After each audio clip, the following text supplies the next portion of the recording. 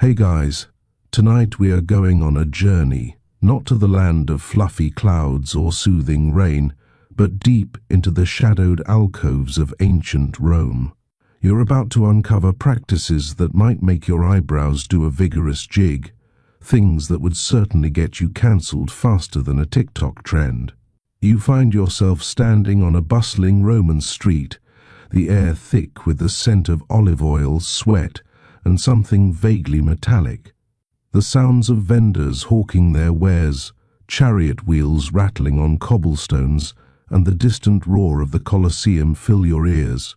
You probably won't survive this historical deep dive with your modern sensibilities intact. So, before you get comfortable, take a moment to like the video and subscribe, but only if you genuinely enjoy what I do here. And as you settle in, let me know where you're listening from and what time it is for you right now. Now, dim the lights, maybe turn on a fan for that soft background hum, and let's ease into tonight's journey together. Beneath the surface of this vibrant city, you begin to sense a very different rhythm, a pulse driven by desires and social norms that would make your jaw drop. You're entering a world where sexual culture isn't hidden behind closed doors, but is woven into the very fabric of daily life, often in ways that are, by today's standards, nothing short of shocking. Imagine walking past a fresco depicting explicit scenes on a public wall, or seeing statuettes of a god with an impossibly large phallus casually displayed in homes and gardens. This wasn't considered scandalous. It was just Tuesday, really. It felt as ordinary to them as seeing an advertisement for a new streaming service feels to you. For the Romans, you see, sex wasn't compartmentalized the way it is in much of the modern world. It was often viewed as a natural, even vital part of human existence, intertwined with fertility, power, and social order. While our contemporary society often grapples with a tension between public morality and private desire, the Romans seem to have a much more fluid, if sometimes contradictory, approach. There was a certain pragmatism to their sexuality, almost a detached efficiency, especially when it came to procreation and the continuation of the family line. But don't mistake that for a lack of passion or complexity. Oh no, the Roman heart, much like its empire, was vast and contained multitudes. They could be intensely emotional, deeply devoted, and wildly indulgent, sometimes all within the same breath. You start to realize that what's shocking isn't just the acts themselves, but the entire framework of belief and understanding that allowed them to flourish so openly. You're not just observing, you're trying to comprehend a completely alien mindset. And believe me, it gets weirder from here. You're still standing there, processing the sheer, unapologetic nature of Roman sexual expression, when your attention is drawn to a small, glinting object hanging from a nearby doorway. It's a wind chime, but instead of delicate bells, it's adorned with small, stylized bronze phalluses that tinkle musically in the breeze. You blink, thinking you must be mistaken, but then you see another one, this time a small amulet worn around a merchant's neck as he haggles over the price of figs. This is your first encounter with one of the most pervasive and, to your modern eyes, peculiar aspects of Roman culture, the fascinum. This wasn't just any old charm, it was essentially a phallic amulet, a symbol of divine male generative power, used to ward off evil spirits and bad luck. Yes, you heard that right. A little phallus dangling merrily, protecting you from the evil eye. It was thought to bring good fortune and protect against ill will, which, let's be honest, is a much more interesting and certainly more prominent use for a phallus than just, well, you know. Imagine walking around with a tiny protective penis around your neck, a perfectly normal accessory. It gives a whole new meaning to the term good luck charm, doesn't it? This is a mainstream historical fact. The fascinum was a common apotropaic symbol in Roman culture, believed to ward off the evil eye, malus oculus. These phallic charms were found everywhere, from jewelry and wind chimes, tintinnabula, to mosaics and wall carvings. They were not considered obscene or pornographic in the way you might think. Instead, they were seen as potent symbols of fertility and protective power, embodying the generative force that counters destruction and envy. The logic was simple. The shocking, virile image of the phallus would distract or repel malevolent spirits, safeguarding the home, the business, or the individual. You might even see one carved into the paving stones of a street, a silent guardian embedded in the very infrastructure of the city.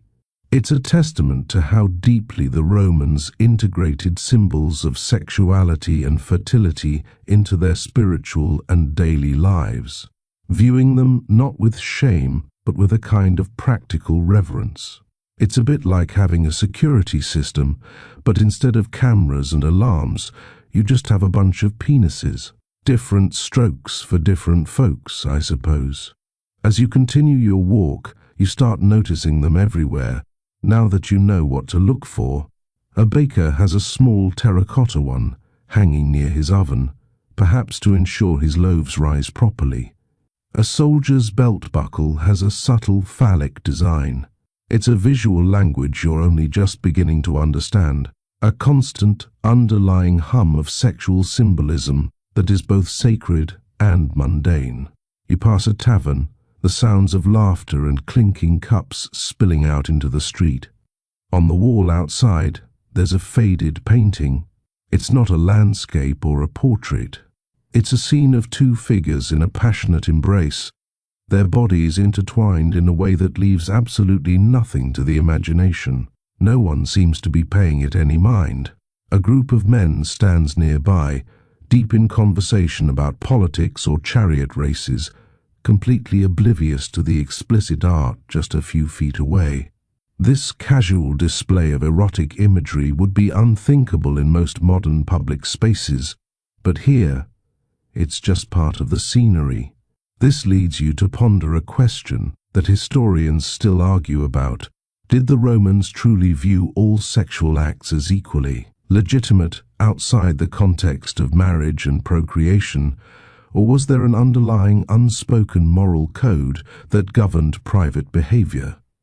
Was their openness a sign of true liberation, a society unshackled by modern hang-ups, or simply a different, equally rigid set of social rules governing acceptable and unacceptable behaviors? You ponder this as you observe the daily hustle and bustle, trying to peel back the layers of Roman pragmatism and understand the deeper currents of their moral landscape. It's a fascinating question, one that forces you to shed your own cultural assumptions and try to see the world through their eyes rather than merely judging it by your own. You start to realize that the Roman approach to sex was less about morality in the way you understand it, a binary of right and wrong, and more about propriety and power. It was less about what you did, and more about who you were, who you did it with, and what your respective social statuses were. A freeborn Roman man's sexual activity was an expression of his virtus, his manliness and authority. As long as he was the active, dominant partner, his choice of sexual object, be it a woman, a man, a slave, or a prostitute, was largely a matter of personal preference and opportunity, not a reflection on his character, provided he didn't infringe upon the rights of another Roman citizen. This is a crucial distinction. His actions were judged based on whether they upheld or undermined his social standing and the established order. This brings you to a quirky or fringe tidbit about their worldview. The Romans had a very specific vocabulary to distinguish between different kinds of kisses, and not all were created equal. An osculum was a kiss of friendship or respect, typically given on the cheek. A basium was a more affectionate kiss, the kind you might give to a family member or a lover. But a suavium was the deep, passionate, open-mouthed kiss of lovers, an act imbued with erotic significance. The fact that they had these distinct categories reveals a culture that paid close attention to the nuances of physical intimacy and its social context. A senator might give another senator an osculum in the forum without a second thought, but a suavium in the same location would be a scandalous breach of decorum. It's a small detail, but it speaks volumes about their carefully calibrated world of social signals, where even a simple kiss was loaded with meaning and governed by unwritten rules. It's almost like a secret handshake, but for your mouth.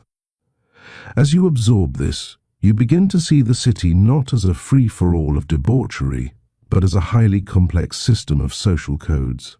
The phallic charms, the public art, the different kinds of kisses, they are all part of a language of power, status, and propriety.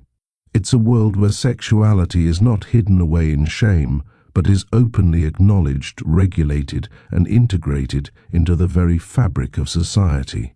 It's not necessarily a more liberated world, but it is a profoundly different one. You feel a strange sense of vertigo, as if the moral compass you've always relied on is spinning wildly, unable to find its true north in this ancient alien landscape. The sun begins to set, casting long shadows across the cobblestones, and you know that your journey into the heart of Roman desire has only just begun. The sights and sounds of the day have already challenged your modern sensibilities, but you have a feeling that the Roman night holds even more shocking revelations. As dusk settles over the city, the street life begins to change. The merchants pack up their stalls, and the crowds from the forum start to thin. But other doors begin to open. The warm glow of oil lamps spills from taverns and private homes, and the city takes on a more intimate, secretive atmosphere. Your journey now leads you away from the broad public squares and into the more nuanced world of Roman relationships, specifically those that existed in the grey area between marriage and casual encounters. You're about to explore the institution of concubinage. You see, while marriage was the cornerstone of Roman family life, especially for the elite, it wasn't the only recognized form of partnership. Far from it. Concubinage, concubinatus, occupied a fascinating, often ambiguous space in Roman society, providing an alternative to formal marriage, particularly when a legal union wasn't desirable or possible. Think of it as a long-term, committed relationship, but without the full legal bells and whistles. A bit like a situationship that actually had codified social rules, but with a lot more historical gravitas and implications for inheritance. It was a very Roman solution to a very Roman problem.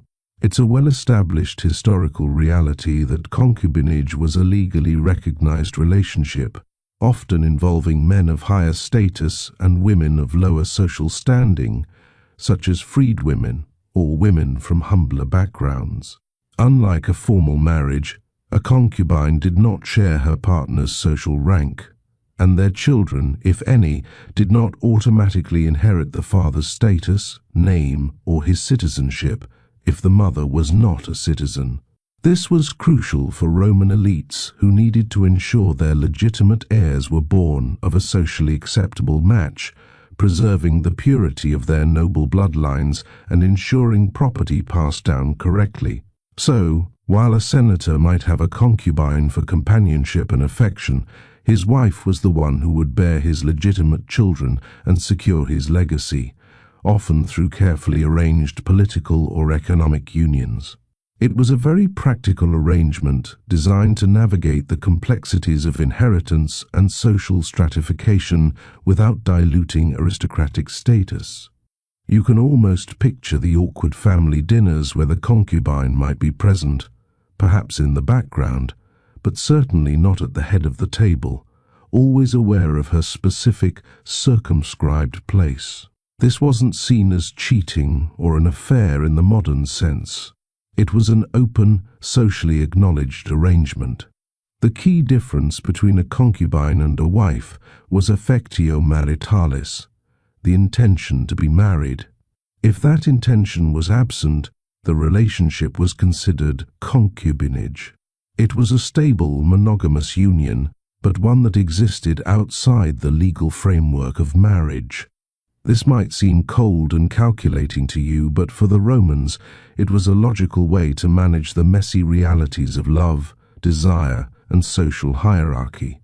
It allowed a man to have a long-term, emotionally significant relationship with a woman he might genuinely care for, but whom he could not or would not marry for reasons of status. Here's a peculiar insight into this practice. Roman emperors themselves often had concubines openly. For example, the Emperor Vespasian, a man known for his pragmatic approach to governance, had a long-term concubine named Canis. She was a freedwoman, having once been a slave of Antonia Minor, the mother of Emperor Claudius, and was known to be incredibly intelligent and influential, clearly holding a deep emotional bond with him. He lived with her as his wife, in all but name after his own wife's death. Yet, despite her influence and his clear affection, he could never make her his legal wife due to her former slave status and the social stigma it carried. This highlights how personal affection could indeed exist and even thrive within these structured relationships, even if they didn't conform to the strictures of formal marriage. It's a powerful reminder that human emotions, then as now, often find ways to bloom outside the rigid confines of societal rules. You can almost picture her whispering astute political advice into his ear, her influence felt though never officially acknowledged in the same way as an empress's. It was a partnership of minds and hearts perhaps, but not of legal equals. This leads to a question that historians still debate. Was concubinage primarily a pragmatic arrangement driven by social and legal necessity, a way for men to have companionship, without the strictures of marriage to an unsuitable match, or did it also serve as an outlet for emotional intimacy that formal, often politically arranged marriages sometimes lacked? Was it a secondary choice, a compromise when a formal marriage was impossible, or, in some cases, was it a genuinely preferred one, offering affection without the immense pressure and expectations of a full legal union? You ponder this as you imagine the quiet moments between a concubine and her partner, far from the public eye and the formal demands of Roman society.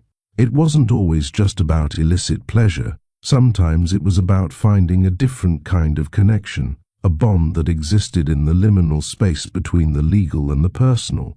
For a Roman woman of lower standing, being a concubine might even offer more personal freedom and a degree of financial security than being a wife.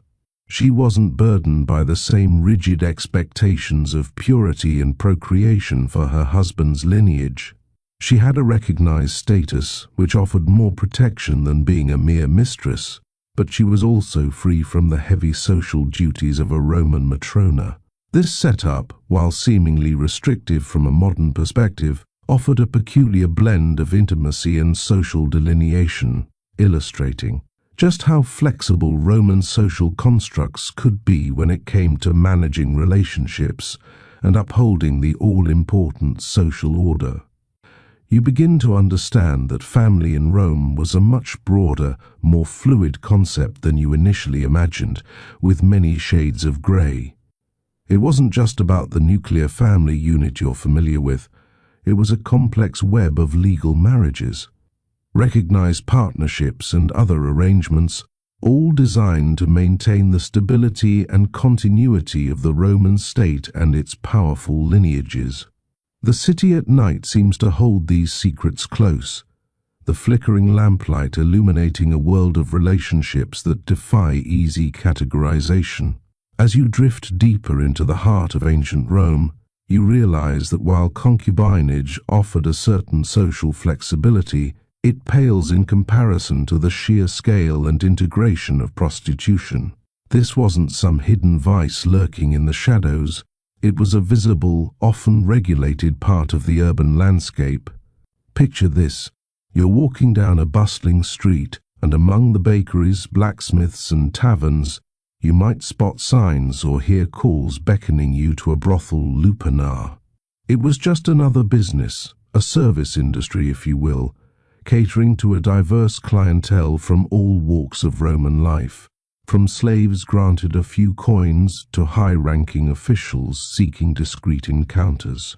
The very air around you seems to hum with this unspoken understanding, a subtle acknowledgement that such services were simply part of the Roman experience, as common as a visit to the forum or a trip to the local market.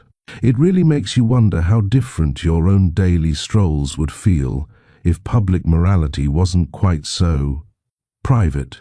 It's a well-documented historical truth that prostitution was not only legal in Rome, but also widespread, and to some extent, even taxed.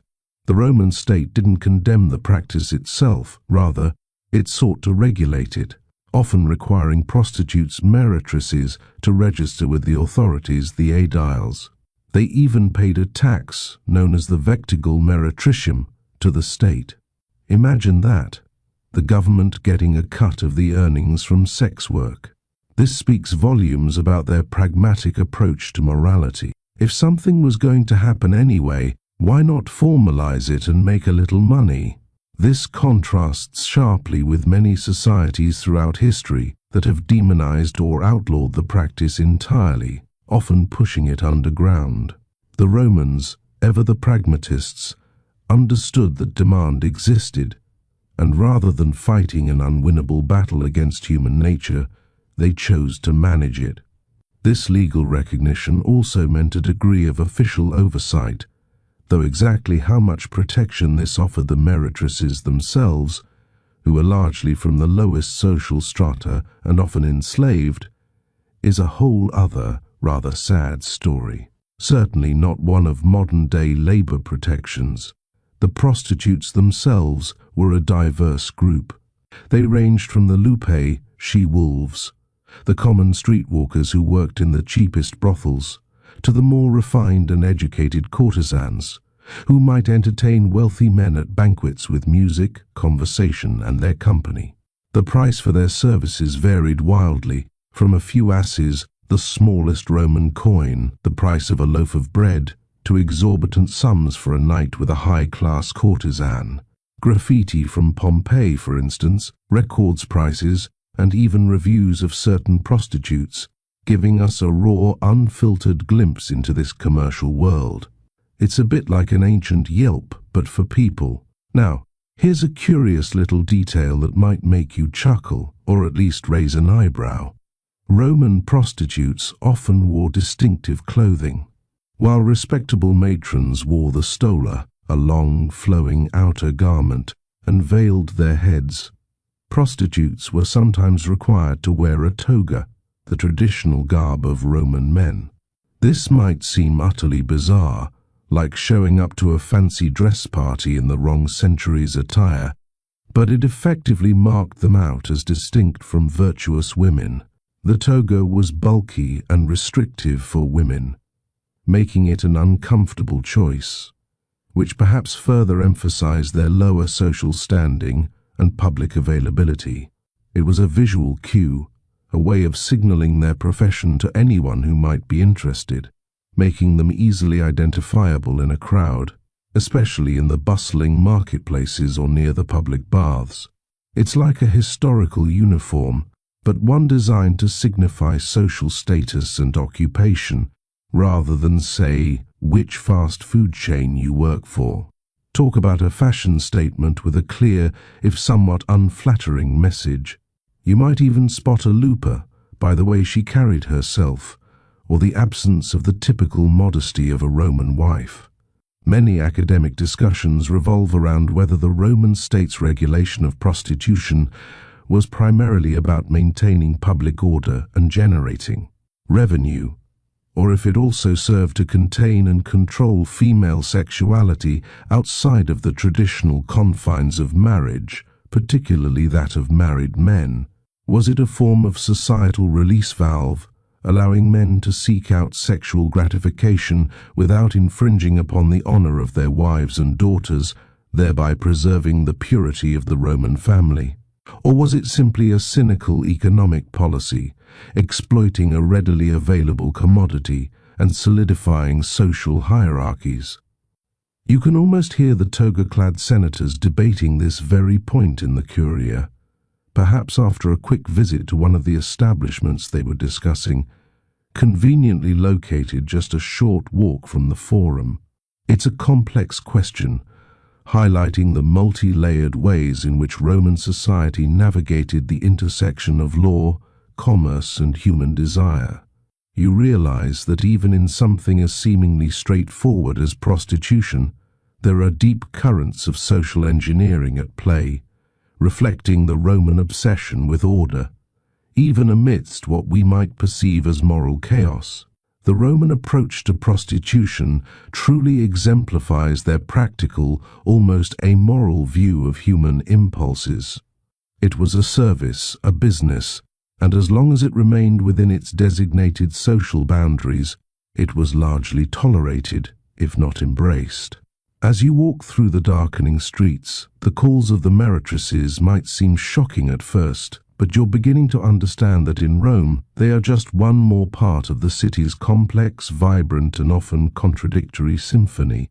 The night is still young, and the city has many more layers to reveal.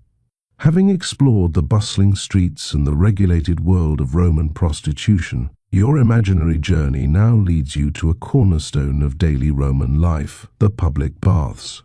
You might think of a bathhouse as a simple place for hygiene, perhaps a quick dip and a scrub, a sort of ancient version of your local swimming pool. But in ancient Rome, these massive complexes were far, far more than just glorified showers. They were social hubs, gymnasiums, libraries, restaurants, performance venues, and yes, surprisingly often, venues for various kinds of encounters, both social and sexual. Imagine a modern community center, a luxury spa, and a rather permissive club all rolled into one steamy, marble-clad establishment, operating from dawn until dusk. The sheer scale and multi-purpose nature of these places would truly astonish you. It's a fundamental aspect of Roman history that public baths, known as thermae or balneae, were central to Roman life, open to nearly everyone, from the wealthiest senators to the humblest plebeians, for a very small entrance fee. Though often with separate sections or specific hours for men and women, mixed bathing was also common at various times, much to the chagrin of moralists. The routine was elaborate. You'd typically begin by exercising in the palaestra, an open-air exercise yard, perhaps engaging in wrestling or ball games. Then you'd move through different heated rooms, the tepidarium warm room to acclimate, followed by the intensely hot caldarium hot room for sweating and scraping off dirt with a curved metal tool called a strigil.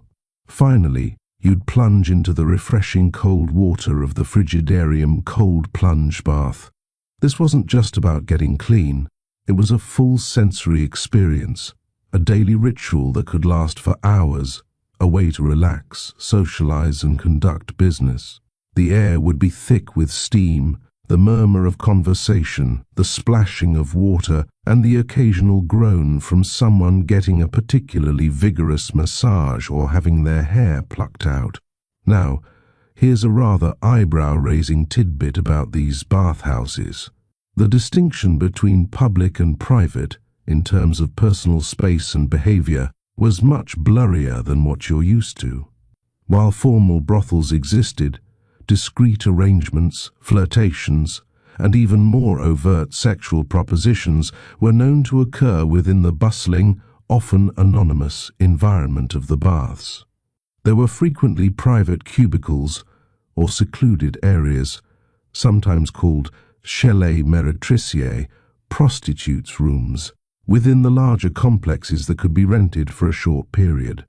It's a bit like imagining your local swimming pool having a few VIP changing rooms with an hourly rate, but with a far more illicit purpose. The line between a casual flirtation, a business deal, and something much more intimate was constantly being blurred in these communal, often quite anonymous spaces.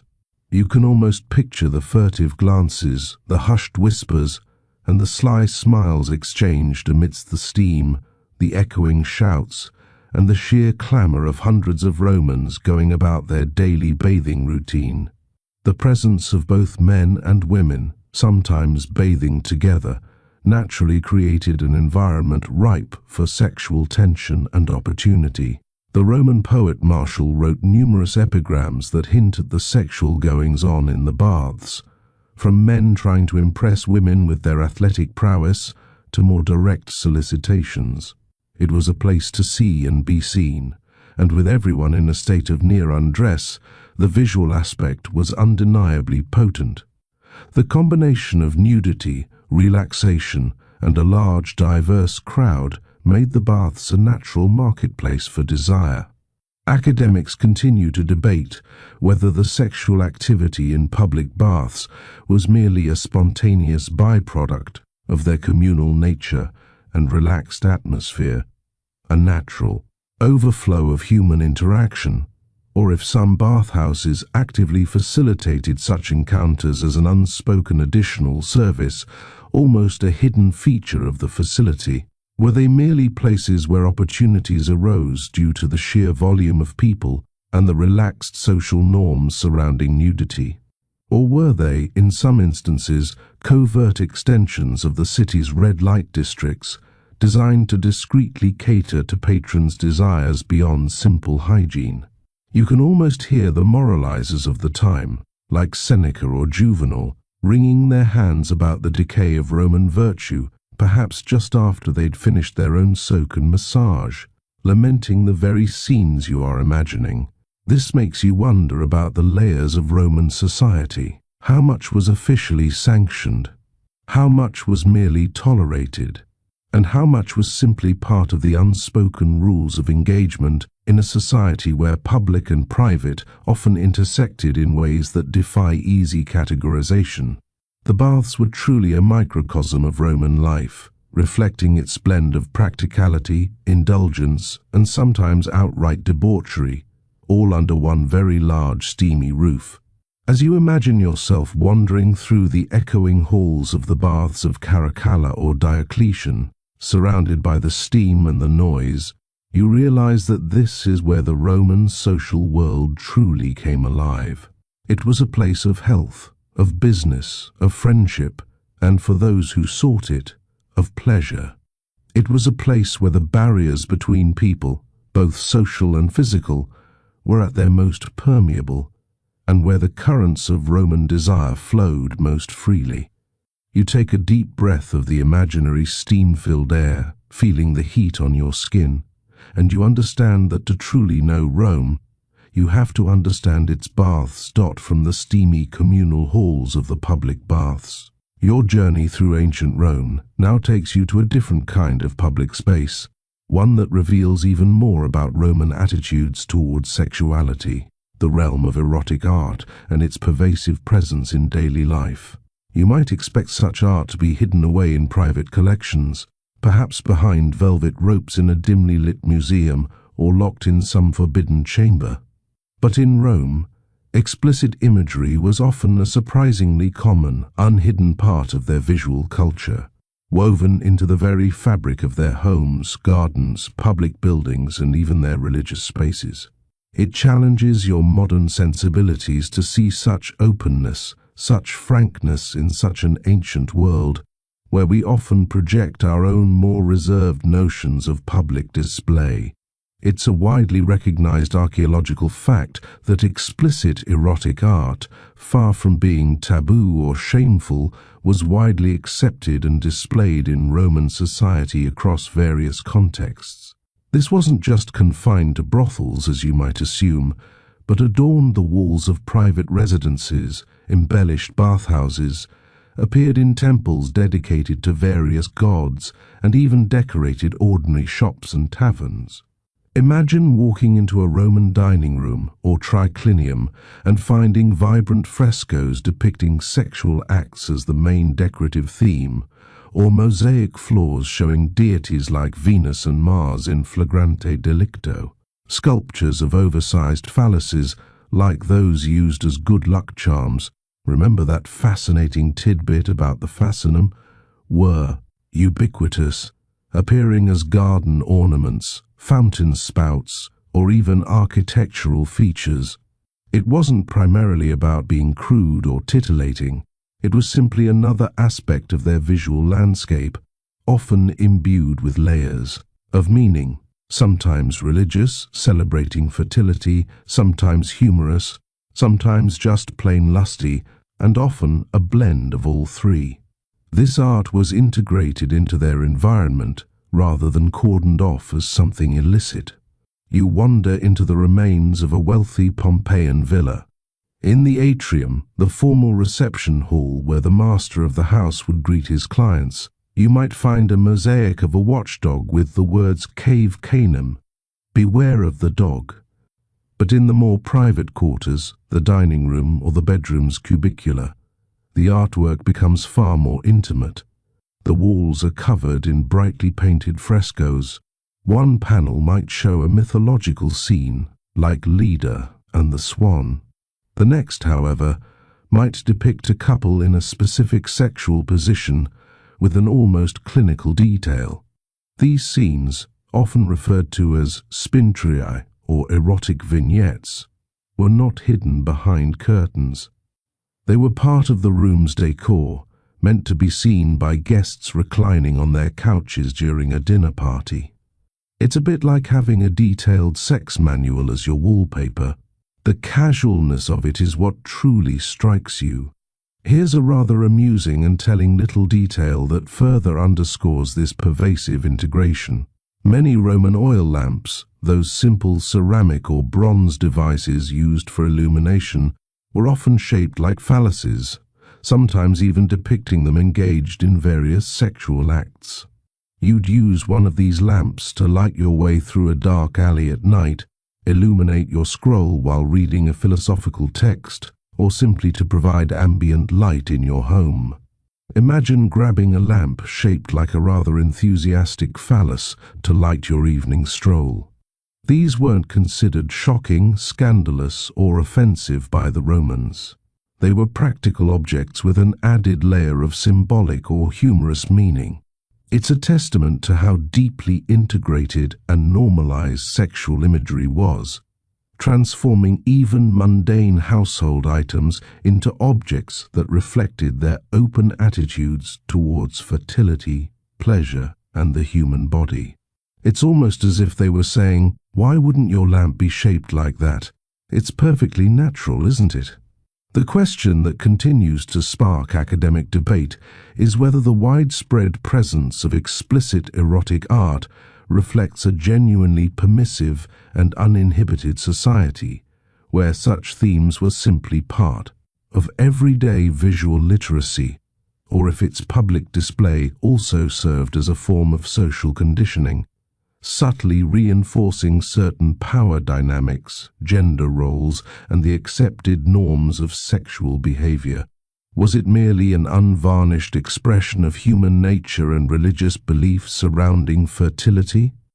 Or was it a more subtle propaganda tool, normalizing male sexual dominance and the accessibility of certain bodies, like slaves or prostitutes? You might find yourself pondering if the sheer ubiquity of such images eventually desensitized the Romans, making them view these depictions as simply part of the background noise of life, much like modern advertising bombards us with images. This debate pushes you to consider the deeper psychological impact of living in an environment constantly saturated with sexual imagery. It forces you to question your own assumptions about what constitutes normal or appropriate public display, and how much of our own discomfort is a product of our specific historical and cultural lens, rather than some universal moral truth. The Romans certainly didn't blush easily, at least not at their art. They simply lived amongst it.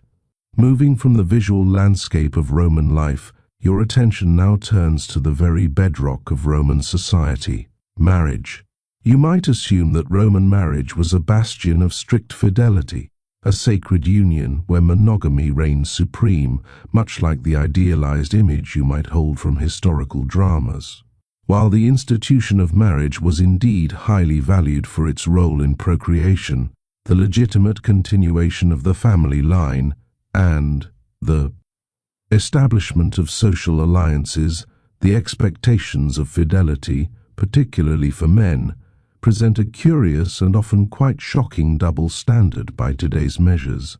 It's a stark reminder that even the most fundamental human relationships are shaped by deeply ingrained cultural norms that can seem alien across millennia, proving that what's traditional is always relative. It's a well-established historical reality that Roman marriage, especially among the elite, was primarily a social and economic arrangement, often involving strategic alliances between powerful families to consolidate wealth and influence. The union gained legal recognition when the bride moved her belongings into the groom's home, a ceremony often far less formal than a modern wedding. As we've noted previously, the emotional aspect was frequently secondary to practical considerations of status and lineage. For a Roman woman, absolute fidelity to her husband was a non-negotiable expectation and was legally enforced with extreme severity.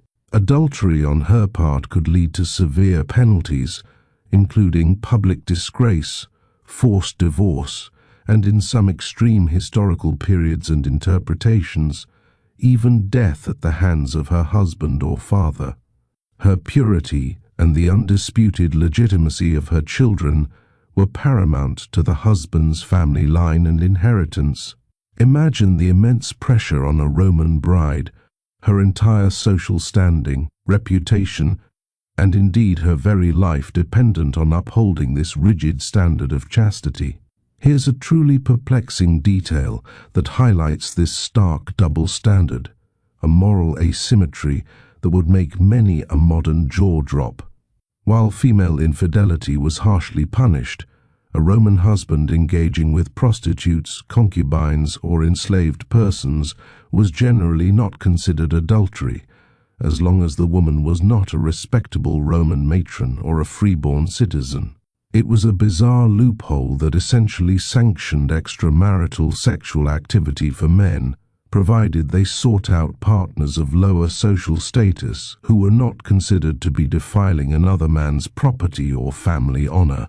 So, a man could visit a brothel, maintain a concubine, as we discussed in Section 1, or engage with enslaved individuals he owned, and his social standing and reputation would remain largely intact, even if his wife knew about it.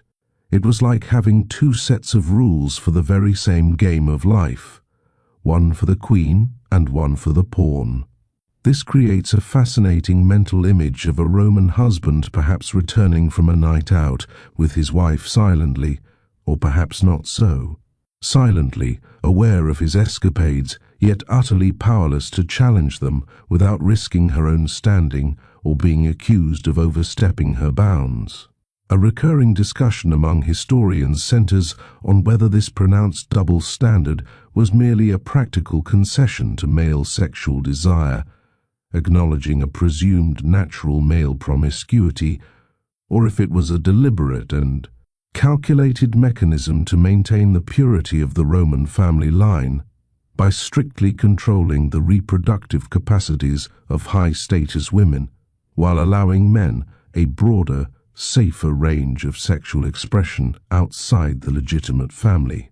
Was it a reflection of deeply ingrained patriarchal dominance, or a nuanced system designed to balance individual urges with the paramount need for societal and familial order? You might find yourself shaking your head at the sheer injustice and inequality of it, yet you must try to understand the logic, however twisted it seems now, within their own cultural context. It compels you to reflect on how often power dynamics, rather than abstract notions of equality or romantic love, dictated the rules of commitment and acceptable behavior across different eras. The anxieties and fears surrounding Roman marriage were deeply rooted in these societal norms and expectations, making the wedding night a particularly fraught transition for Roman women. Having wrestled with the curious double standards of Roman fidelity, you now pivot to another aspect of Roman marital life that might surprise you with its pragmatism and, frankly, its ease: divorce. If you imagine Roman marriages as ironclad, lifelong commitments, think again. While establishing a household and ensuring its stability was paramount, the dissolution of that household, when necessary, was far less complicated than you might anticipate. It wasn't the drawn-out, often acrimonious legal battle you might associate with modern divorces. For the Romans, it could be remarkably straightforward, sometimes even casual. It's a striking historical reality that Roman divorce, particularly during the late Republic and early Empire, was a relatively simple and common occurrence. Unlike many other ancient societies where divorce might require complex legal proceedings, religious annulments, or even the consent of male relatives, a Roman marriage could often be dissolved by a mere declaration of intent from either spouse. Imagine simply stating, "I divorce you," or sending a written notice, and poof, the marriage was over. This was especially true for marriages sin manu, which became increasingly common, where the wife remained legally under the control of her father or male guardian, rather than passing into her husband's family. In such cases, she could, in theory, simply return to her father's house, taking her dowry with her, and the marriage was effectively null and void. This ease of dissolution stands in stark contrast to the sanctity often associated with marriage in other cultures and time periods. It speaks to a very different view of the marital bond, one that prioritized practical concerns and individual will over unbreakable sacred vows. Here is a peculiar anecdote that highlights this casual approach to marital dissolution. Stories abound in Roman literature of prominent figures marrying and divorcing multiple times, sometimes for political expediency, sometimes seemingly on a whim. The statesman Cicero, for instance, divorced his long-suffering wife Terentia after 30 years of marriage, reportedly because he needed a wealthier dowry to pay off debts, and promptly married a much younger woman. This wasn't seen as particularly scandalous in terms of the act of divorce itself, though the reasons might raise eyebrows. It illustrates that for the Roman elite, marriage was often a fluid alliance, a tool in the game of power and wealth, and divorce was simply another strategic move on the chessboard of Roman society. It almost makes you wonder if they had some sort of ancient Roman equivalent of a prenup, given how easily things could be untangled. Scholars continue to debate whether the increasing ease of divorce in Rome was a sign of growing individual autonomy, particularly for women who could, in theory, initiate divorce more readily, or if it contributed to a perceived moral decay and the breakdown of traditional family values, as lamented by many Roman moralists. Was it a pragmatic adaptation to the complexities of an evolving society, or a symptom of societal instability? You can almost hear the grumbling of older generations, yearning for the good old days when marriages were supposedly more enduring. This discussion forces you to consider the double-edged sword of individual freedom versus social cohesion, a tension that still resonates today. The simplicity of Roman divorce fundamentally altered the landscape of commitment and partnership, making the stability of a Roman household, despite appearances, potentially far more precarious than you might initially assume. This fluidity in marital bonds, combined with other elements of their sexual culture, paints a picture of a society far removed from your own expectations. From the surprisingly fluid nature of Roman marriage and divorce, your exploration now ventures into an area that often causes the most confusion and projection of modern sensibilities: same-sex relations. You might carry assumptions about antiquity being uniformly repressive, or perhaps entirely open. The truth in Rome, as with so much else, is far more nuanced, reflecting a complex interplay of status, power, and prevailing cultural norms that defy simple categorization. It wasn't about gay or straight in the modern sense. It was about roles, respect, and who was doing what to whom. It's a significant historical finding that same-sex sexual activity, particularly between men, was widely acknowledged and, within certain parameters, accepted in Roman society. However, this acceptance was deeply intertwined with social status and the roles adopted during the act. The crucial distinction was usually between the active or penetrative partner, the pedicator, and the passive or receptive partner, the pathicus or synedus. For a freeborn Roman man of status to take the active role with a male slave, a freedman, or even a younger male prostitute was generally not considered shameful or an assault on his masculinity. In fact, it might even be seen as a display of his dominance and virility. It was about exercising power, not necessarily about a fixed sexual identity. This stands in stark contrast to many later Western societies where such acts would be condemned regardless of social standing. Here's a peculiar social dynamic that clarifies this.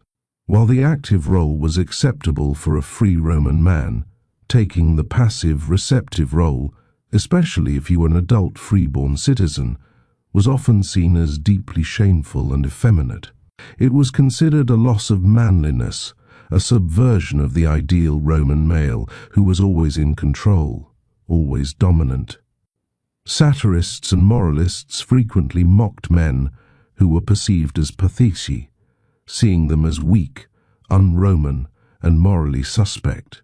So, a Roman senator could sleep with a male slave and maintain his reputation, but if he were ever caught in the receptive role, his social standing would be utterly destroyed. It was a bizarre tightrope walk where the how and the whom mattered infinitely more than the what. This makes you realize just how much Roman identity was tied to performance and appearance, particularly for men.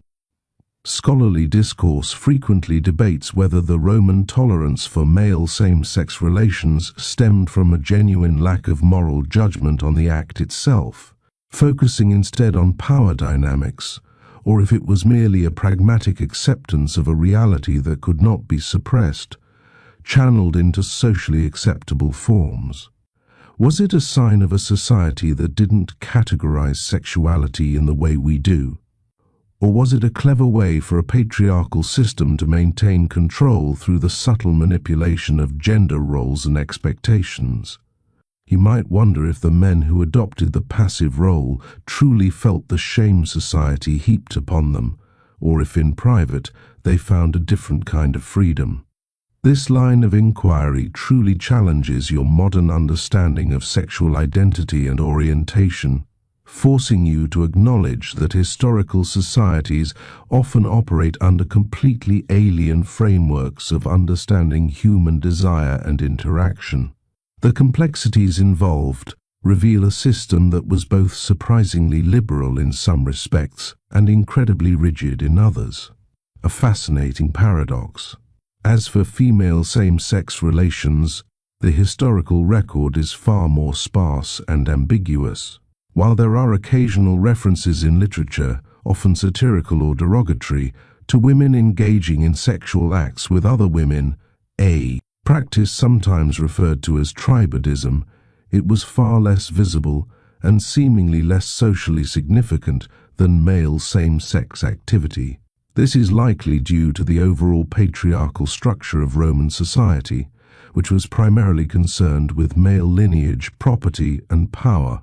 What women did with each other, as long as it didn't interfere with their duties to their husbands and families, was largely ignored or dismissed. It existed in the shadows, a footnote in a history written almost exclusively by men, about men. This silence itself is telling, revealing the limited scope of female agency and the male-centric focus of Roman social and moral concerns. The world of Roman desire, you're learning, was a landscape shaped by power, and those without it were often rendered invisible. Having navigated the intricate power dynamics of Roman same-sex relations, your journey now takes an even more explicit, almost bizarre turn into the religious landscape, the cult of Priapus. If you thought the phallic lamps were a curious detail, prepare yourself for a deity whose very essence was a giant, perpetually erect phallus. This wasn't some obscure, hidden sect. The worship of Priapus was a pervasive and often humorous element of Roman spiritual life, a testament to their unblushing embrace of fertility and protection. You're about to witness how deeply integrated sexuality was into even their most sacred beliefs, making your eyebrows do another vigorous jig. It's a well-established aspect of Roman religion that Priapus was a minor but widely revered god of fertility, gardens, vineyards, and indeed, male genitalia.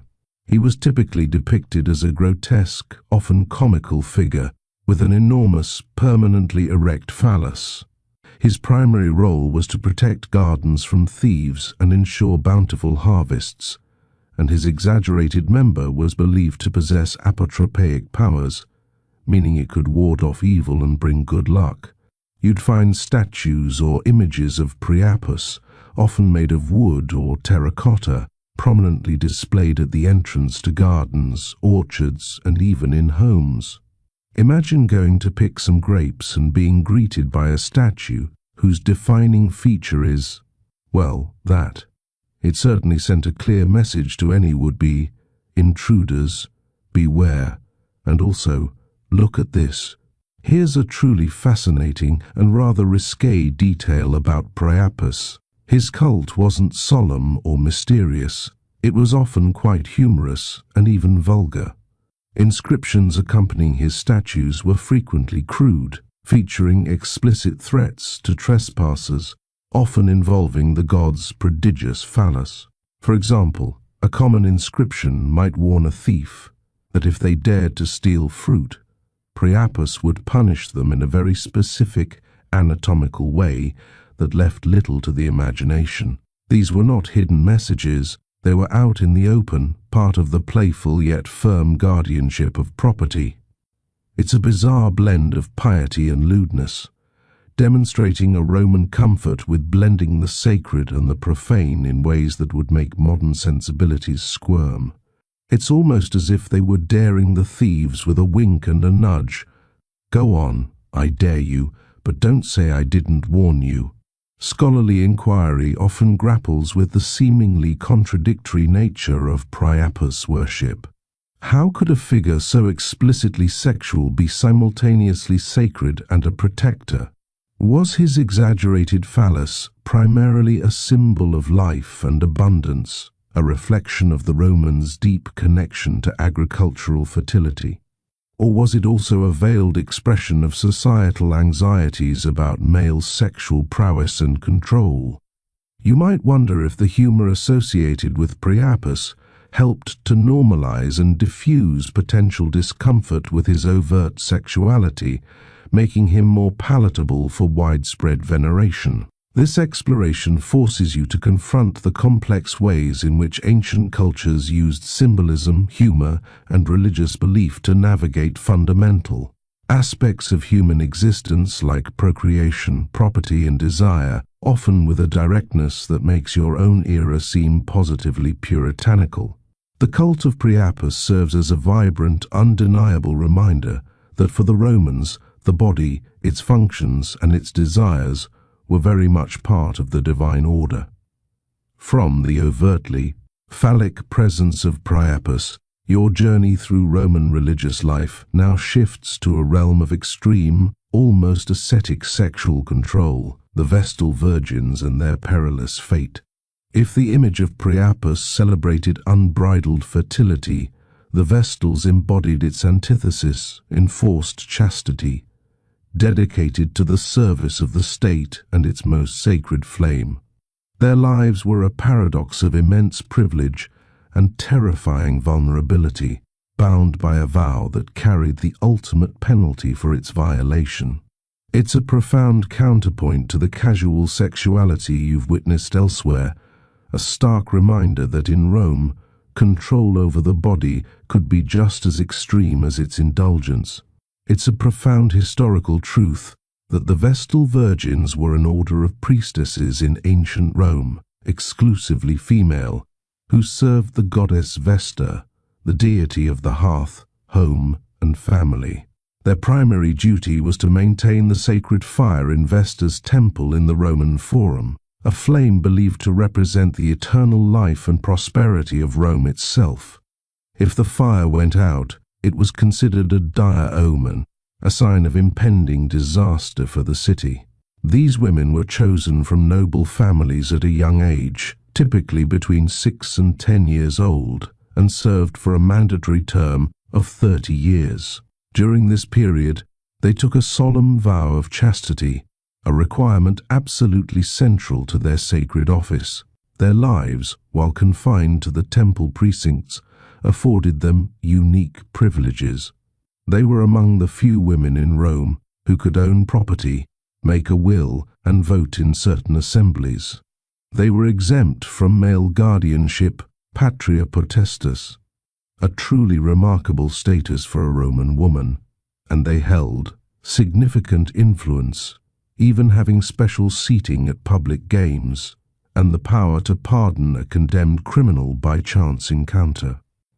Here's a chilling and stark detail about their lives. The penalty for a Vestal virgin violating her vow of chastity was, without exception, death by being buried alive. This was not a quick, merciful end. If a Vestal was found guilty of incestum unchastity, she would be led in a solemn procession to a subterranean chamber on the Campus Celeratus field of wickedness near the Colline Gate. Often veiled as if for a funeral, she would be lowered into a small cell furnished with a lamp, a loaf of bread, a pitcher of water, and a small amount of milk. The entrance would then be sealed, and she would be left to die slowly of starvation and suffocation. Her male paramour, if identified, would be publicly scourged to death in the Forum. The horror of this punishment reflected the gravity of their role. Their chastity was seen as directly linked to Rome's safety and continued existence. Its violation was a pollution of the sacred that threatened the entire state.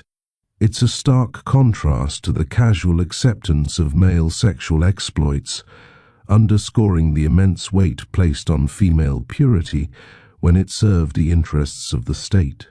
Historians frequently debate whether the extreme punishment for Vestal unchastity was truly about religious purity and divine retribution, or if it served as a powerful, performative deterrent to maintain social order and patriarchal control over female bodies, especially those granted such immense public authority.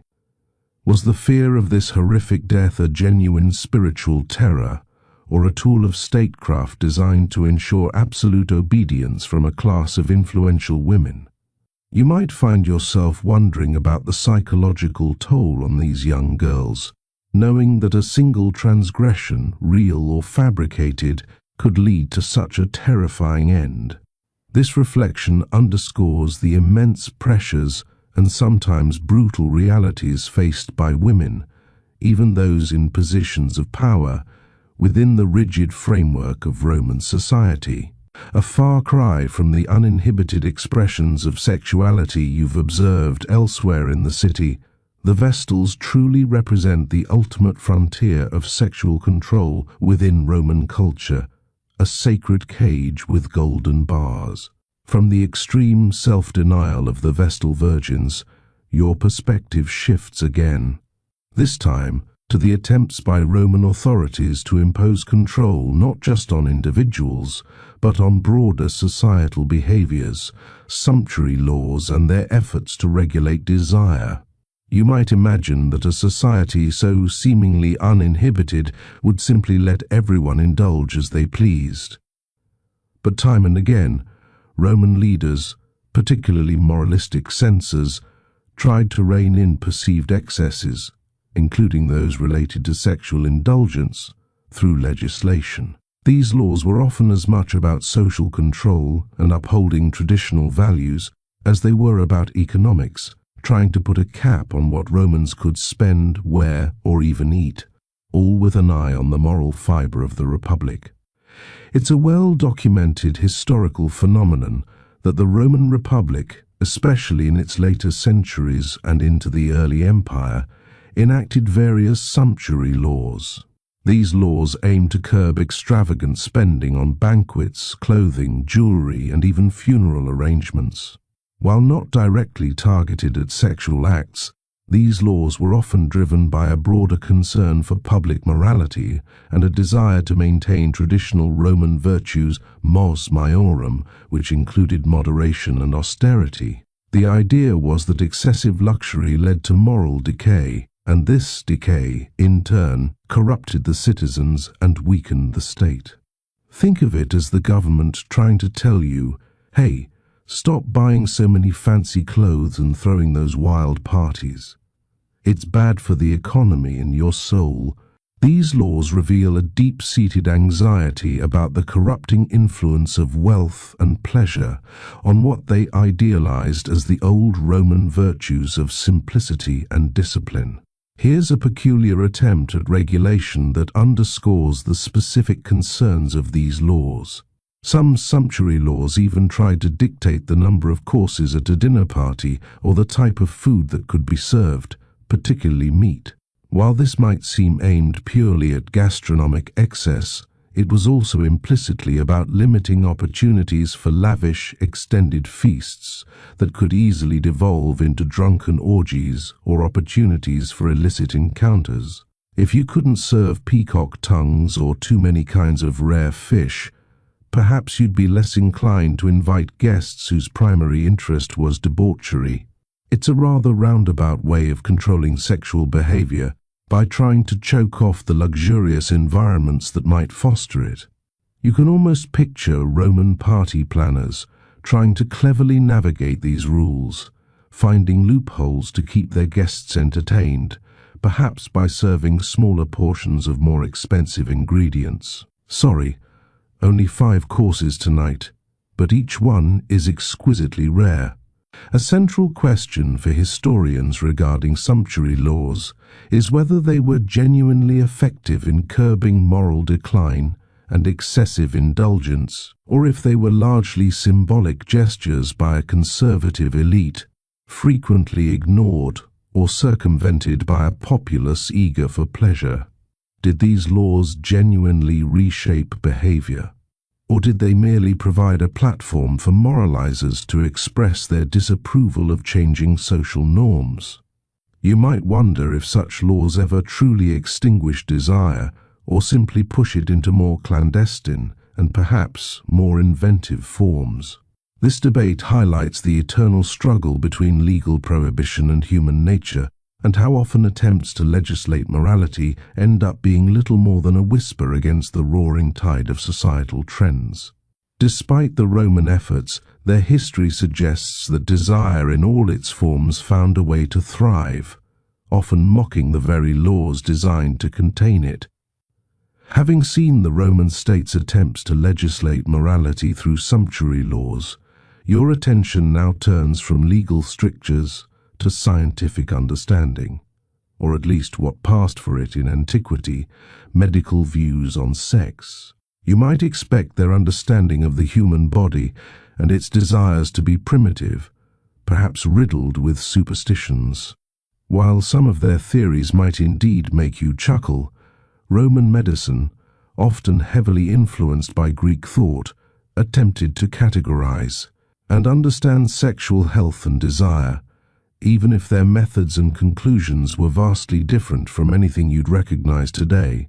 It's a fascinating peek into how ancient minds grappled with the very mechanics of human biology and pleasure. It's a well-established fact from ancient texts that Roman physicians, like their Greek predecessors such as Hippocrates and Galen, viewed sexual activity as an important aspect of physical and mental health.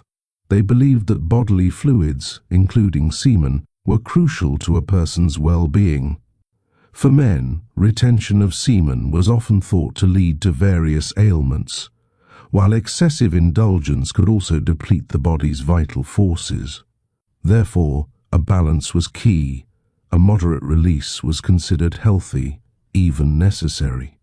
This wasn't just about pleasure, it was about maintaining the body's equilibrium, much like balancing the humors. Imagine your doctor prescribing a certain frequency of sexual activity, not for romantic reasons, but purely for your physiological benefit. Here's a peculiar medical belief that might make you scratch your head. Some Roman medical texts suggested that female sexual desire, if left unfulfilled, could lead to a condition they called wandering womb, or suffocation of the womb hysteria. The womb, they believed, was an organ capable of moving around the body, causing all sorts of symptoms, from anxiety to physical discomfort, all because it was yearning for moisture or reproductive activity. The proposed cure often involved marriage, pregnancy, or sexual intercourse to anchor the womb back in place. It's a rather imaginative and frankly quite sexist explanation for a myriad of female complaints, but it reveals how deeply intertwined their medical theories were with societal expectations about women's roles and functions. You might even find yourself stifling a giggle at the thought of a Roman doctor trying to physically push a wandering womb back into place. A point of ongoing academic discussion is whether these Roman medical theories, particularly those concerning female sexuality and hysteria, were genuine, scientific attempts to understand the body, or if they were largely cultural constructs that reinforced patriarchal control over women's bodies and behaviors. Did physicians truly believe in a mobile uterus? Or did these theories provide a convenient medical justification for societal pressures on women to marry and bear children? You might ponder how much of what we consider science today is similarly influenced by our own cultural biases, however unconsciously. This examination into ancient medical thought highlights how profoundly the prevailing social norms and gender roles of an era can shape even its most supposedly objective scientific inquiries, creating a fascinating blend of observation, speculation, and cultural reinforcement when it came to understanding human desire and its physiological manifestations. From the curious medical theories concerning human desire, your journey now plunges headfirst into the legendary Roman pursuit of pleasure, orgiastic feasts, and excessive indulgence. You've likely heard whispers of Roman banquets overflowing with exotic foods and wine, but the reality often went far beyond mere culinary delight, transforming into spectacles of uninhibited revelry, where social boundaries blurred and desires ran wild.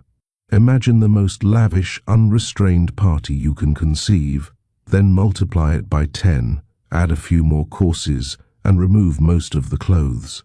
It's a well-known historical fact that lavish banquets convivia were a cornerstone of Roman elite social life, serving not only as occasions for dining, but also as opportunities for displaying wealth, solidifying political alliances, and engaging in sophisticated or sometimes utterly crude entertainment. These were not quick meals, they were elaborate, multi-course affairs lasting for hours, often stretching late into the night. Guests reclined on couches, being served by numerous slaves, while musicians, dancers, acrobats, and even poets performed. The sheer volume of food and wine consumed was often staggering. Imagine an ancient Roman version of a Michelin star restaurant collaborating with a Las Vegas show, and then adding a wild after-party that went on until dawn, complete with philosophical debates turning into drunken arguments and then often into something far more intimate. Here's a rather shocking and widely attested detail about these feasts. It wasn't uncommon for Romans, particularly those of means, to intentionally induce vomiting during banquets to make room for more food and drink. The philosopher Seneca, for instance, famously derided those who vomit that they may eat, and eat that they may vomit. While perhaps not a universal practice at every dinner party, the very fact that this was a recognized, if criticized, behavior speaks volumes about the extreme lengths to which some Romans would go in their pursuit of gluttony and sustained indulgence. It truly puts a new spin on the phrase eating your fill, doesn't it? This practice allowed them to prolong the experience of pleasure, bypassing the natural limits of their stomachs to continue the feasting and, implicitly, the revelry that accompanied it.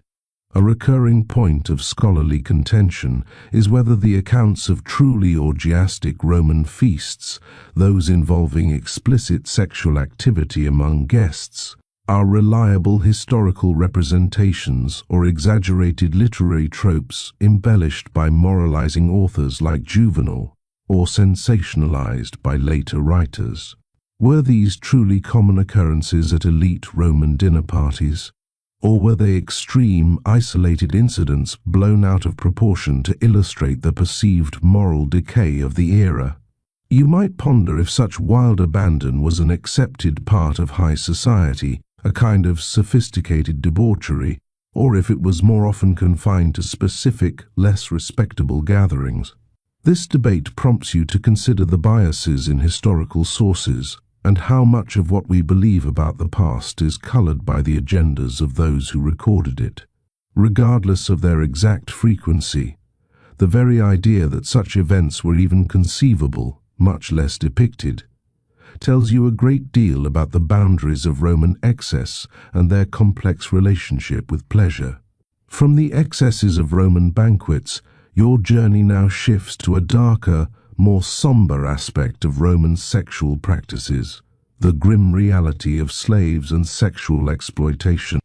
While much of what you've observed so far has focused on the choices and societal structures of free Romans, the lives of the enslaved presented a starkly different picture, one where personal autonomy, including sexual autonomy, was virtually non-existent.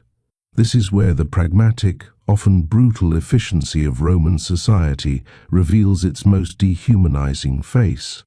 It's a harsh, undeniable historical truth that slavery was endemic to Roman society, forming its very economic backbone, and enslaved individuals were considered property res, not persons. As property, they had no legal rights, and their bodies were entirely at the disposal of their owners. This meant that sexual exploitation was not only rampant, but also entirely permissible under Roman law. Enslaved men, women, and children could be, and often were, used by their owners, their guests, or even rented out for sexual purposes without their consent. Imagine a world where your very being, your body, is not your own, but a commodity to be used and traded as seen fit by another. This inherent lack of agency for enslaved people stands as one of the most brutal realities of the Roman system, fundamentally shaping their experience of sexuality, or rather, its violent absence. Here's a disturbing detail that underscores the systematic nature of this exploitation. Enslaved individuals were sometimes specifically trained or acquired for sexual services, whether for their owner's household pleasure or for profit in brothels, which were often run by free citizens who owned and managed enslaved prostitutes. These enslaved individuals were referred to by various terms, some quite dehumanizing, reflecting their status as objects. Owners could also loan or rent out their enslaved people for sexual purposes, treating them as income-generating assets. This wasn't a fringe practice. It was an ingrained, accepted part of the institution of slavery. The complete lack of recourse, the absolute power imbalance, meant that sexual abuse was a constant, terrifying threat for countless enslaved men, women, and children. It really puts a chill down your spine to consider the systematic nature of such profound dehumanization. Historians vigorously debate the full extent and everyday nature of sexual violence against enslaved people in Rome, especially given the relative silence of the victims in surviving historical records. Was the widespread availability of enslaved bodies for sexual use a significant factor in shaping the sexual norms and expectations of Roman free citizens, contributing to the double standards for free women and the casual male promiscuity? Or was it merely a dark but contained consequence of the overall brutal institution of slavery? You might find yourself contemplating the long-term psychological impact on both the enslaved and the enslavers, and how such a system could possibly coexist with the sophisticated legal and philosophical advancements for which Rome is also known. This facet of Roman society serves as a stark reminder that beneath the grandeur of the empire, profound injustices and systematic exploitation were woven into the very fabric of daily life, making the shocking aspects of free Roman sexuality seem almost tame by comparison. Having confronted the grim realities of sexual exploitation within Roman slavery, your focus now shifts to the minds that pondered such societal structures, those who sought to articulate deeper truths, philosophers on pleasure. You might assume that Roman thinkers, with their emphasis on virtue and duty, would outright condemn all forms of carnal pleasure. Yet the reality is more nuanced.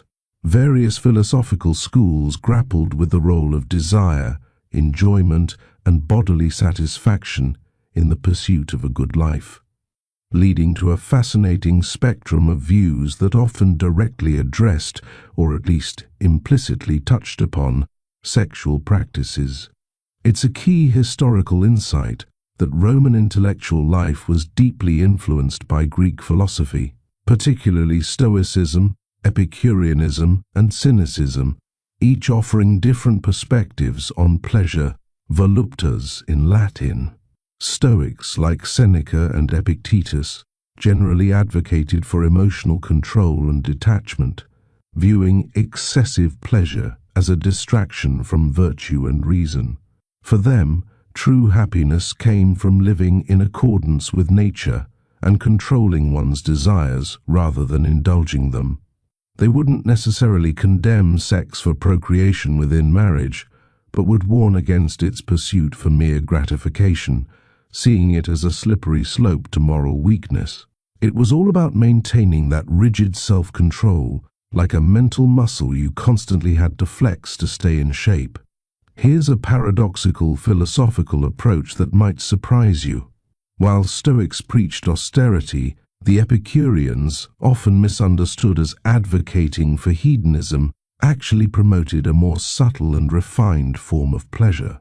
True Epicurean pleasure, as taught by figures like Lucretius, whose famous poem De Rerum Natura explores the nature of the universe, was not about wild indulgence but about the absence of pain and disturbance, ataraxia, and the quiet joys of friendship, intellectual pursuit, and simple physical comforts.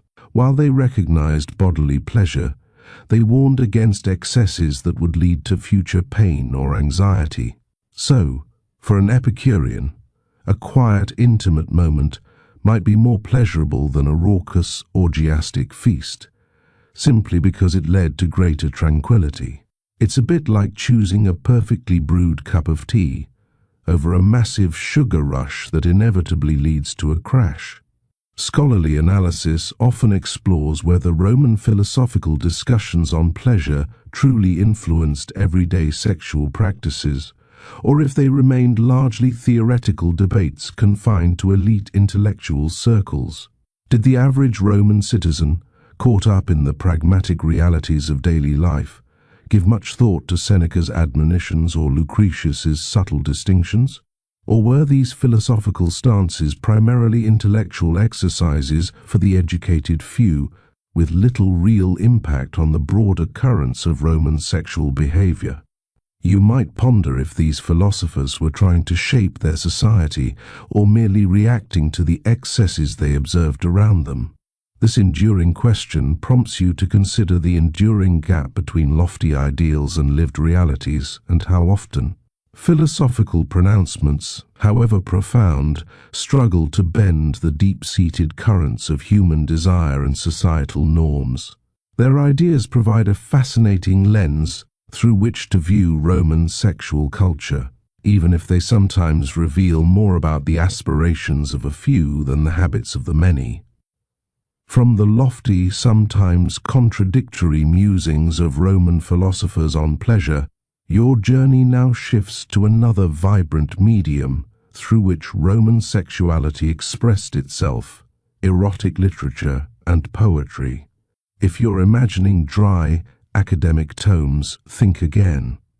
Roman writers, from the witty to the outright crude, left behind a treasure trove of verses, plays, and prose that explored desire, love, seduction, and explicit sexual encounters with a frankness that can still surprise you today.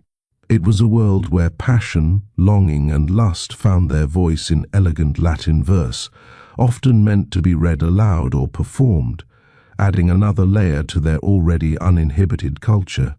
It's a significant fact from literary history that Roman literature, especially poetry, is remarkably rich in erotic themes, often featuring explicit sexual content that ranges from tender declarations of love to graphic depictions of sexual acts. Poets like Catullus explored intense personal passions, including his tumultuous affair with Lesbia, likely Clodia Metelli, with both raw emotion and sharp wit. Ovid, in his Ars Amatoria, The Art of Love, offered playful, cynical, and highly detailed advice on seduction, picking up partners, and maintaining relationships, all peppered with suggestive scenarios. Even more surprisingly, works like Martial's epigrams are filled with biting satire and explicit descriptions of sexual activities, often without euphemism. This isn't just a few isolated verses, it's a substantial body of work that demonstrates a widespread comfort with discussing and depicting sexual matters in a public literary forum. Here's a delightfully scandalous detail from this literary landscape. Ovid's Ars Amatoria, a sort of ancient Roman pickup artist manual, was so notorious that it contributed to his eventual exile by Emperor Augustus. Now, Augustus was trying to promote a return to traditional Roman values, and Ovid's guidebook on how to cheat on your spouse and enjoy illicit affairs was probably not helping his cause. Imagine a poet getting essentially cancelled and banished for writing a scandalous dating manual. This wasn't merely about the erotic content, it was about the perceived moral damage it inflicted on society, at least in the eyes of the emperor.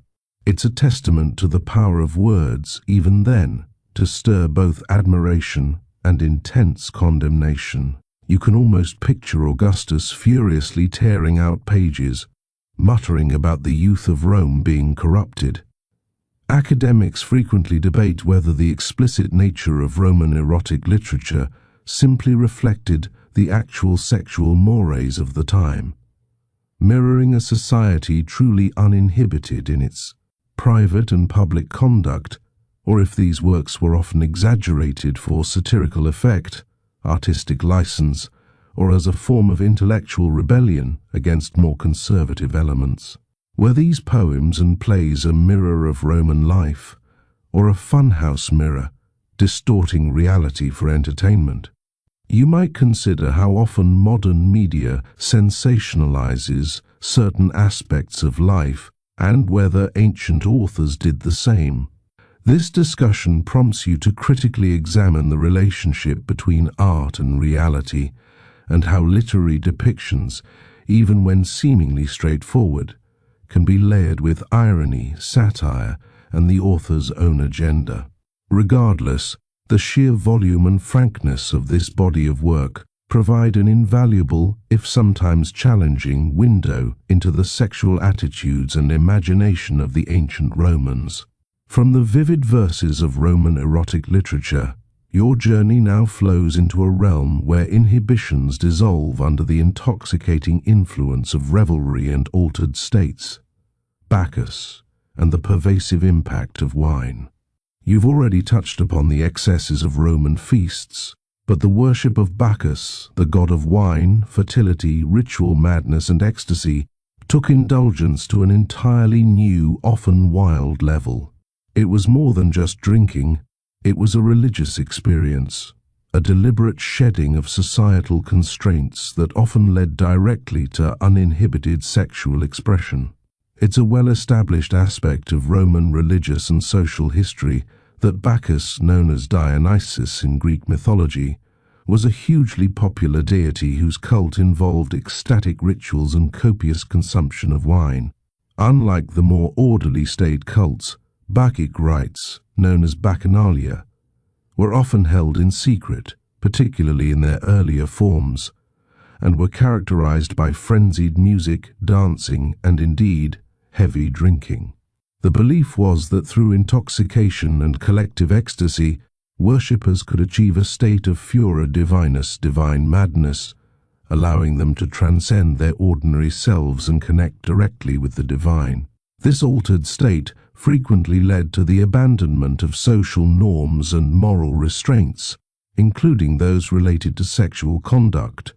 Imagine attending a gathering where the explicit goal was to lose yourself, both mentally and physically, in a communal outpouring of sensation. Here's a startling historical incident that highlights the Roman authorities' deep unease with uncontrolled Bacchic revelry.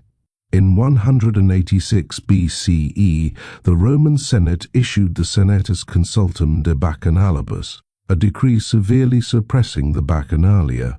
The official reason given was concerns about widespread moral corruption, criminal conspiracies, and scandalous sexual activity occurring during these nocturnal rites. Livy, a Roman historian, describes lurid scenes of debauchery, including orgies, forged documents, and poisonings, though it's likely he exaggerated for dramatic and moralistic effect. Regardless of the precise truth, the state's extreme reaction demonstrates that these cult activities were perceived as a genuine threat to public order and traditional Roman morality, precisely because they enabled such radical departures from accepted sexual and social behavior. It's almost as if the authorities were saying, "Your divine madness is messing with our divine order." Scholarly inquiry often delves into whether the Roman suppression of the Bacchanalia was truly a response to genuine widespread criminality and sexual excess, or if it was more about political control, a fear of large, unsupervised gatherings that could undermine traditional authority and social hierarchy. Was the sexual liberation a genuine part of the religious experience, or merely a convenient excuse for authorities to crack down on a perceived threat to stability? You might consider how often fears about moral decay mask deeper anxieties about social unrest. This discussion encourages you to look beyond superficial explanations and examine the underlying power dynamics at play.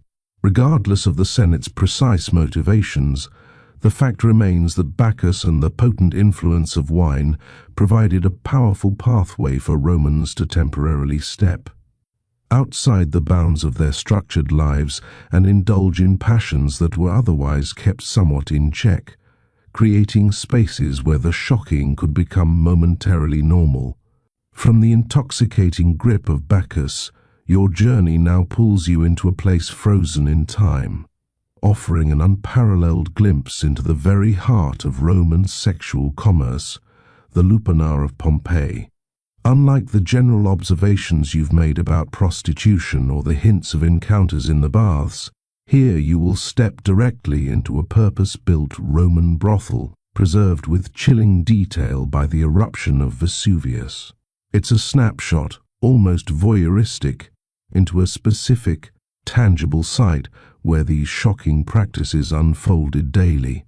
It's an extraordinary archaeological discovery that the city of Pompeii, buried by volcanic ash in 79 CE, contains the most complete surviving Roman brothel, known as the lupanar, from lupa, meaning she-wolf, a slang term for prostitute.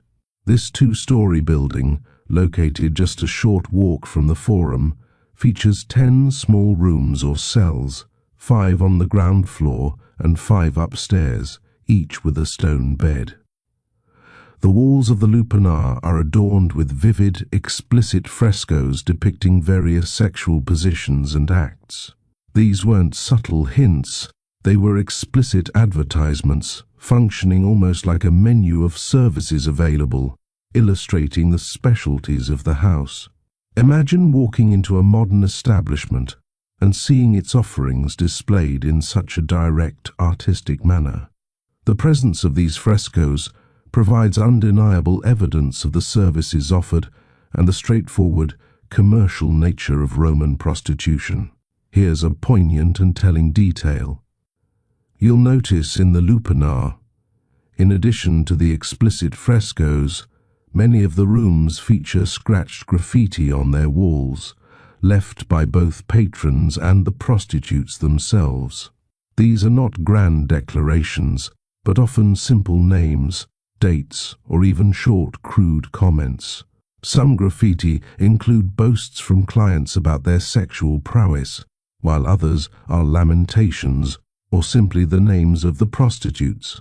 This ephemeral writing offers a raw, unfiltered human element to the cold stone, a whisper from the past that adds a layer of stark reality to the lives lived and often endured within those small rooms. It's a chilling reminder of the anonymous transactions and desperate lives that unfolded in these spaces, human stories etched into the very walls. Archaeologists and social historians frequently ponder whether the lupanar of Pompeii represents a typical Roman brothel, a standardized model, found across the empire, or if its detailed preservation makes it an exceptional, perhaps even exaggerated, example. To what extent can one specific site inform our understanding of prostitution across the vast Roman world? You might find yourself wondering about the daily lives of the enslaved women and men who worked there, if they were able to carve out any semblance of personal life amidst their exploitation. This discussion pushes you to consider the limitations of archaeological evidence and how unique discoveries, while illuminating, must be carefully contextualized. Nonetheless, the lupanar provides an invaluable, albeit unsettling, direct window into the commercial realities of Roman sexuality, allowing you to almost touch the raw edges of their ancient desires and the lives they shaped. Stepping away from the stark, preserved reality of the lupanar, your exploration of Roman intimate life now shifts to the fundamental act that ensured the very continuation of their society, childbirth, and the fertility rituals that surrounded it. For the Romans, progeny wasn't just a personal choice, it was a civic duty, essential for the family's legacy and the strength of the state. As such, the processes of conception, pregnancy, and birth were imbued with deep cultural and religious significance, often involving practices that sought to invoke divine favor for successful procreation. It's a cornerstone of Roman social structure that fertility and the bearing of children, especially sons, were paramount. For Roman women, marriage was primarily for procreation, and motherhood was considered their most honorable and essential role. A Roman wife's status and security within her husband's household often depended heavily on her ability to produce heirs. Consequently, infertile couples or those struggling to conceive would often turn to a variety of religious rituals, prayers, and offerings to various deities associated with fertility and childbirth. Imagine the immense pressure on a Roman bride to conceive quickly, the whispers and anxieties if a year or two passed without a pregnancy. The entire future of the gens, the family lineage, rested quite literally on her womb.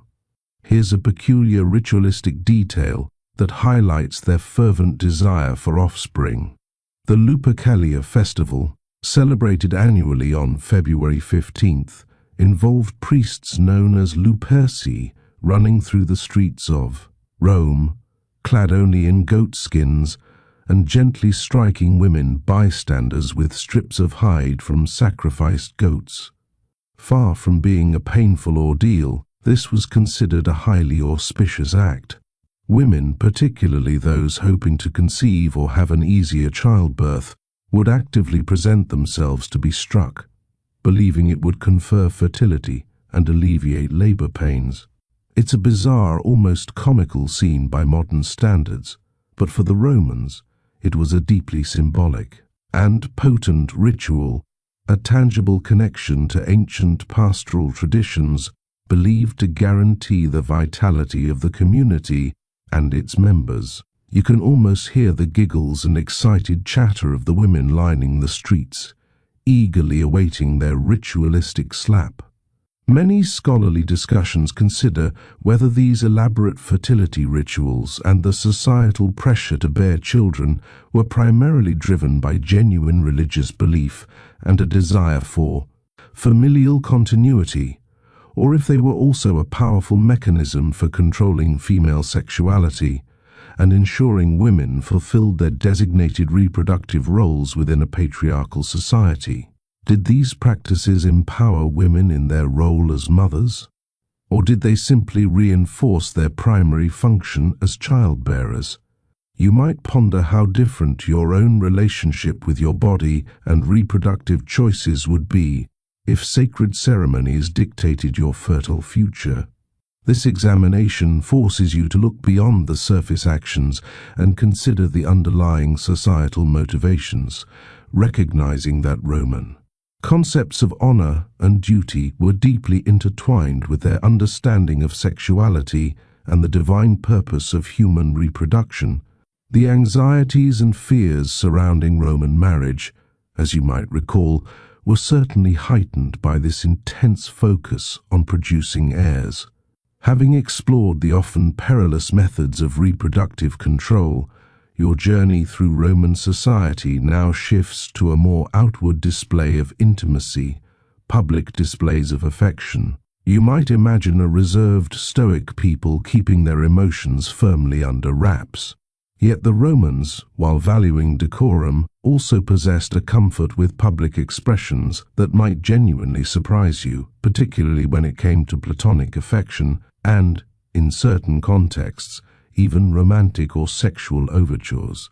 It challenges your preconceived notions of ancient modesty.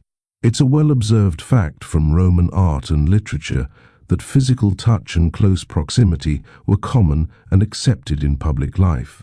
Friends and family members, both male and female, would often walk arm in arm, embrace warmly, or hold hands without a second thought. This wasn't necessarily romantic. It was a common sign of camaraderie, friendship, and social bond. Imagine seeing two adult male senators walking down the forum arm in arm, discussing politics, completely at ease. This level of physical intimacy among non-romantic pairs is often less common in many modern Western cultures, where personal space is more rigidly defined. For the Romans, touch was a much more integrated part of social interaction, a language of connection that spoke volumes about relationships, whether familial or platonic. Here's a striking anecdote that illustrates the bounds of Roman public affection. The poet Martial, in his epigrams, casually mentions lovers kissing in public, even in crowded spaces. While full-blown sexual acts were certainly not performed openly in the forum, discreet kisses, embraces, and flirtatious gestures were clearly part of the urban landscape. Imagine a couple sharing a tender moment amidst the hustle and bustle of a Roman market, perhaps stealing a kiss behind a stall or whispering endearments in a quiet corner of a public garden. This wasn't seen as scandalous, but simply a normal part of human interaction, a small, fleeting expression of affection in the midst of daily life. It's a pleasant contrast to some of the harsher realities you've encountered, reminding you that even in a society with different moral codes, the tender impulses of human connection still found a way to manifest. Among historians, there's a nuanced discussion about the precise boundaries of acceptable public display of affection. Was the Roman comfort with physical intimacy truly about a more relaxed attitude towards public decorum? Or did it subtly reinforce social hierarchies, with certain types of touch and interaction being permissible only between specific statuses? One might ask if the lack of condemnation for male-on-male affection was a genuine acceptance of intimacy, or simply overlooked because it didn't challenge patriarchal dominance, provided it stayed within the active-passive framework we discussed earlier. This invites you to consider how cultural comfort with public touch can both reflect genuine openness and mask underlying social distinctions. The Roman street, then, wasn't just a place of commerce and politics. It was a stage where the complex tapestry of human relationships, in all their varied forms, was continuously and often quite physically performed. From the surprisingly tactile world of public affection, your journey now veers into the mystical and often irrational side of Roman desire, magical practices for love. While the Romans were known for their practical engineering and legal systems, they were also deeply superstitious, and matters of the heart, particularly those involving unrequited longing or vengeful jealousy, often led them to seek help beyond the mundane. You're about to uncover a shadowy realm of spells, curses, and charms designed to ignite passion, bind lovers, or inflict romantic torment. It's a well-documented aspect of Roman folk religion and magic that various forms of love magic were commonly practiced across all social strata. These weren't sophisticated rituals, but rather a mix of traditional beliefs, imported mystical practices, and simple folk remedies. People sought out specialists, magicians, sorcerers, or even just cunning women, to create love charms, philtra, or binding spells, diffictiones, or curse tablets. These spells aim to achieve a range of outcomes: to make someone fall in love with you, to ensure your lover's fidelity, to break up a rival's relationship, or even to inflict sexual impotence on an enemy. Imagine desperately wanting someone's affection and resorting to burying a lead tablet inscribed with their name and a curse in a hidden graveyard, hoping unseen forces would bend their will. Here's a peculiar detail about these magical practices. Many Roman love spells involved the use of unusual, sometimes gruesome ingredients and intricate symbolic actions. This could include burning specific herbs, tying knots, using animal parts, or even drawing images on wax dolls representing the target of the spell. Some binding spells called for hair, fingernail clippings, or even fragments of clothing belonging to the desired person. The idea was to create a sympathetic link between the ritual and the individual, forcing their will to align with the spellcaster's desire. It's like a macabre version of a modern dating app, but instead of swiping right, you're trying to physically manipulate someone's destiny through sympathetic magic. It truly makes you wonder about the desperation and belief that fueled such elaborate, often chilling rituals. An ongoing area of research among classicists is the extent to which these magical practices genuinely reflected a belief in supernatural influence over love and desire, or if they were largely psychological tools, empowering the spellcaster and perhaps intimidating the target through rumor and superstition. Did the Romans truly believe a piece of cursed lead could compel someone's affection? Or did the act of performing the ritual itself provide a sense of agency and hope in matters otherwise beyond their control? You might ponder how often the line between superstition, psychological placebo, and genuine spiritual belief blurred in the ancient mind. This inquiry forces you to consider the role of magic not just as a quaint historical oddity, but as a deeply human response to universal desires and anxieties, reflecting a world where the boundaries of what was possible were far more porous than they are for you today. In matters of love and lust, if conventional methods failed, the Romans were not above trying to bend the very fabric of reality to their will. Leaving the shadowy world of Roman love magic behind, your journey now shifts focus to a profound cultural current that shaped much of Roman life, including its sexual attitudes, the pervasive influence of Greek culture. While Rome built an empire and developed its own unique legal and administrative systems, its intellectual, artistic, and philosophical landscape was deeply indebted to Greece. This wasn't just about admiring Greek statues, it was about internalizing Greek ideas. And nowhere is this more evident than in the nuanced ways Roman society approached desire, pleasure, and various forms of sexual expression. It's a fundamental historical truth that Rome, having conquered Greece, politically found itself captivated by Greek culture, often adopting and adapting Greek customs, philosophies, and artistic forms. In terms of sexuality, this meant the Romans inherited